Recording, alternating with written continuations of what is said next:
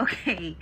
So, try ko ulit gumawa ng review na nasa Tagalog. Wala lang, natatawa lang ako sa hair ko tsaka sa mata ko. Kasi tingnan niya naman, para akong hayop. Di ba? Rar. Okay, so ngayon, let's talk about... Teka, ilagay ko yung picture dito sa side. Ayan, wag na pala sa side. Ako na lang yung sa maliit na side dito sa baba. Okay, so Shield Hero Season 2. Sino nang mga nakapanood nito? Isa to sa mga pinaka-favorite kong anime na out the fantasy world. Yun nga lang. Itong season 2, medyo naging boring siya compared sa first season. Kasi naman, kung napanood niyo yung first season, sobrang grabe yung drama.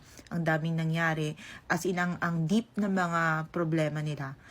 Tapos, ngayon, pagdating sa season 2, parang biglang, parang nawala yung excitement. Parang, kasi diba, nung season 1 nga, nag-start si Naofumi bilang pinakamababang hero. So, kailangan niya mag-level up, i-achieve. Ang dami niyang trial na nadaanan. So, ngayon, pagdating ng season 2 kasi, parang biglang nabitin tayo kasi sa sobrang cliffhanger ng season 1. So, pagpasok ng season 2, parang hindi siya swak. Kumbaga, kailangan mo panudan muna ulit yung buong season 1 bago mo i-start ng season 2 na to. Kasi pag matagal na yung season 1. So, pagdating ng season 2, parang bitin ka na. So, parang hindi mo na naintindihan yung kwento. Although, syempre, alam pa rin natin yung kwento. Yun nga lang. Ano nga lang siya, yung wala na yung excitement na naramdaman mo. Yun yung gusto kong i-point out.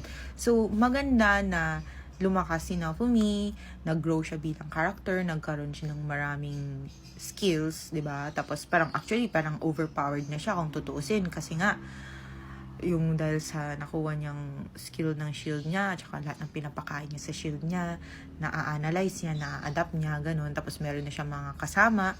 Kaso lang parang mas naging siya ngayon. Hindi na siya masyadong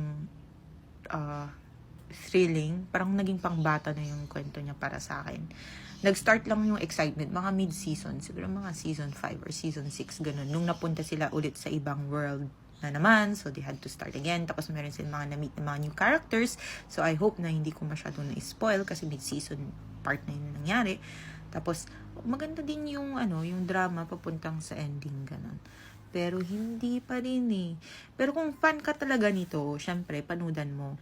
Kung hindi ka naman masyadong fan, yung naghanap ka lang ng mapanood, well, hindi ko masyadong i-recommend na panood mo yung season 2. Kasi, wala ka masyadong mararamdaman, ganun. For me, ewan ko lang sa inyo, kasi syempre, iba't iba tayo lahat. So, ayun, kung meron pa kayong katanungan, comment lang sa section. Try ko ulit gumawa ng iba pang reviews Tagalog. Bye!